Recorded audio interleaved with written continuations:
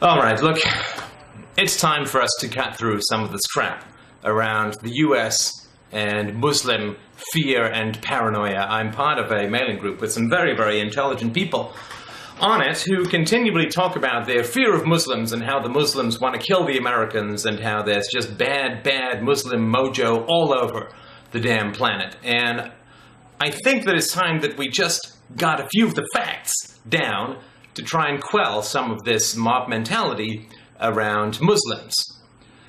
First of all, I'm a philosopher, which means that Islam is a complete nightmare. It's a theological construct. It's destructive of human happiness, of gender relations, of pacifism. It is a religion that in its fundamentalism is fundamentally anti-rational, anti-life, anti-joy, anti-reality. It messes with people's minds, and it is just a wretched, wretched belief system. And I want to put that up front so nobody gets sort of confused about where at least I stand with regards to this Muslim stuff. But let's look at some of the facts about the relationships just between the US and the Muslim countries so that we can at least start the discussion with some facts rather than wild opinions, speculation, and some mob mentality. First of all, 9/11 in the United States killed upwards of 3,000 people. Relative to the US population, that's a small number. It's a large number, and they were all evil murderers, and no question about that. But let's just look at the numbers here so we can get a sense of the statistical likelihood of who's going to kill who. Now, Iraq has a population significantly smaller, 10 to 12 to 14 times smaller, depending on how many people have fled the country on any given day, smaller than the United States. 200 to 300 people have been killed in Iraq every single day for the last few years. What that translates to, when you look at the population of Iraq versus the population of America, is a 9/11 every single day for Iraq for the past few years.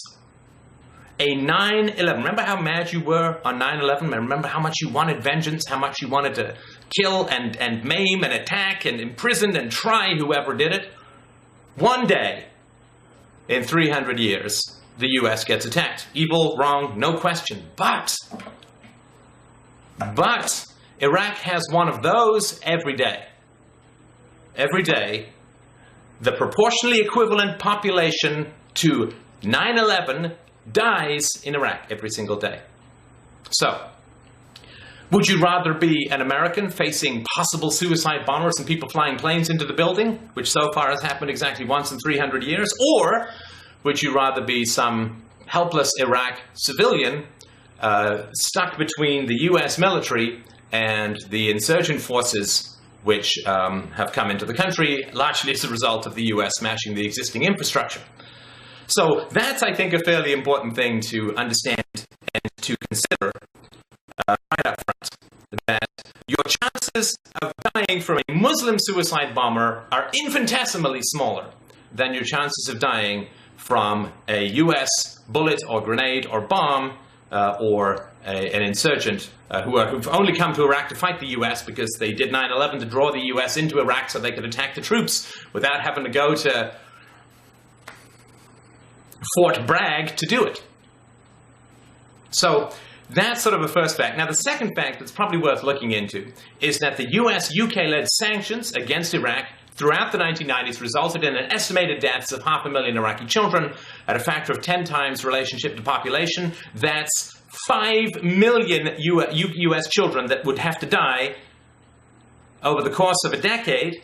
Right? 500,000 children a year would have to die as a result of Muslim sanctions in order to achieve an equivalent statistical population death. So that's just one country in 10 years. If you put together all of the bases that have been going on in Saudi Arabia, if you look at all of the fact that the Shah was deposed by the CIA, that Saddam Hussein was put in and was armed by the Americans. Ooh, he gassed his own people. Absolutely evil. Where did he get the helicopters, as they say? Of course, we know he has weapons of mass destruction. The US has the receipts. So that's sort of something I would like to point out. The last thing that I'd like to point out, and I've had lots of requests to keep these shorter, so this is me being short and a little abrupt. Let's look at another aspect of the horror that people have about the Muslims, right? Which is that apparently 25% of US Muslims support suicide bombing. Well, that of course is pretty bad, no question, right? I mean, suicide bombing is a form of terrorism.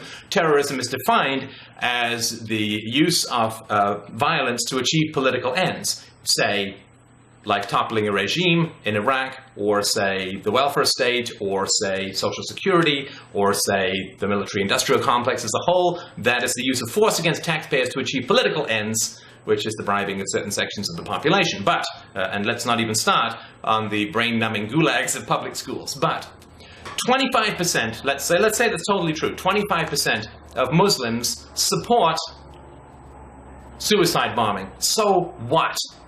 So what? Are you threatened by suicide bombing relative to the degree to which the average Iraqi Muslim is threatened by the US military or the insurgents who've come there to fight them as a direct result of that invasion? 25% of Muslims support suicide bombing, which affects you virtually not at all. What is the percentage of Americans who support the invasion and occupation of a foreign country like Iraq?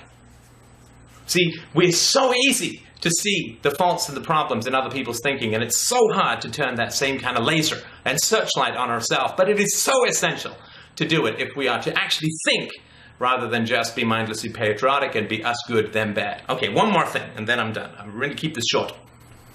Why are the Muslims the way they are? Why are the Muslims the way they are?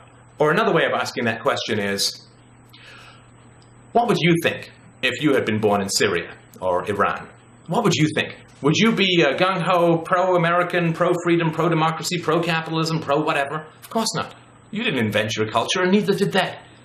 But these people over in these Muslim tyrannies, these theocracies from hell, are not able to invent their own culture any more than you or I are able to invent our own culture. They're born there, and they believe the same shit that they're shoveled that we believe here. That they're good and we're bad. We're good, they're bad. The standards don't apply universally. Whatever we do is good. Whatever they do is bad. They believe the same crap that we believe. We just have a slightly different shit sandwich to eat than they do. And yes, our shit sandwich tastes better, no question. I'd rather be here than over there. But it's not that I was such a great guy that I happened to be born in the West and didn't happen to be born in Syria, where I'd be stuck in a mosque thumbing through the Quran for the rest of my natural-born life until I went totally mental and deranged. You didn't invent the West. They didn't invent Islam. They're just born into it. And so the problem is with the ideas, not with the people. The problem is with the irrationality and the contradictions and the moral corruption within the ideas, not the people. The people are just helpless slaves of the idea, the same way that most people in the West are helpless slaves of the prejudices that we inherit as part of our culture. I'm not saying to like Islam. I'm just saying have a little sympathy for these poor bred livestock who are born into these terrible, terrible situations. And yes, they believe a whole lot of crap, but so do we. And it's time for us to start peeling away the layers of illusion, of mythology, of storytelling that results in death for both of our cultures, and stop just looking at them and saying, well, isn't that terrible? We're so great. Well, we just happen to be great. We just inherited some kinds of greatness, which we did not invent. And they've just inherited some really crappy stuff. And we need to help get this rock of irrationality and mysticism off the chests of these people. Not just dance around saying, hey, we're great because we don't have any chests of rocks of irrationality on our chests. It's not true. Get them off our own chest, reach over and help those poor bastards over there in the Islamic countries. And not just say, well, they want to kill us, so let's go kill them. Where does that end? Remember how angry you were on 9/11? Imagine that happening every single day to your country or to your culture. How much would you want vengeance? How much would you want to hurt people? So they hit us, we hit them harder. They hit us harder, we hit them harder. It just doesn't end. Back and forth it goes until the world drowns in blood. And I say, enough. Thank you so much.